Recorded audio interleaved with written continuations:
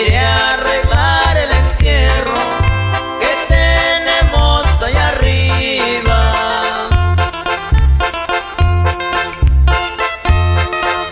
Su esposa le contestó con una grande tristeza: pues cuídate mucho, chico, ya ves cómo está el problema. No vaya a ser que esta gente te mate porque no piensa. También saludamos con mucho cariño a todos mis paisanos que se encuentran allá en San Juan Capistrano, California, especialmente para Amadeo Merino, Antonio Merino y Marcelo Carrasco, allá en Los Ángeles, California. ¡Ánimos, compas!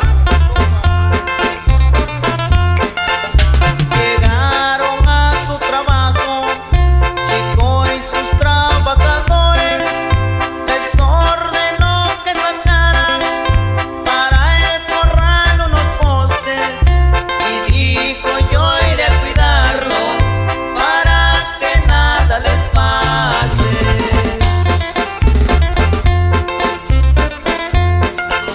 Pero no se imaginaba lo que a él esperaba, que unos malditos cobardes le tenían una emboscada. Lo tuvieron a balazos hasta que el mundo dejara.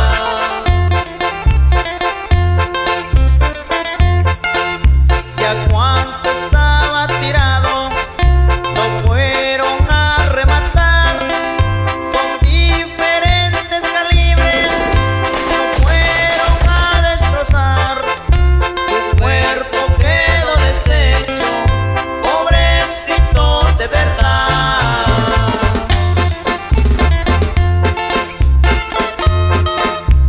Adiós, mi querido amigo, adiós tu esposa querida, adiós a toda tu gente que ellos aún te recuerdan.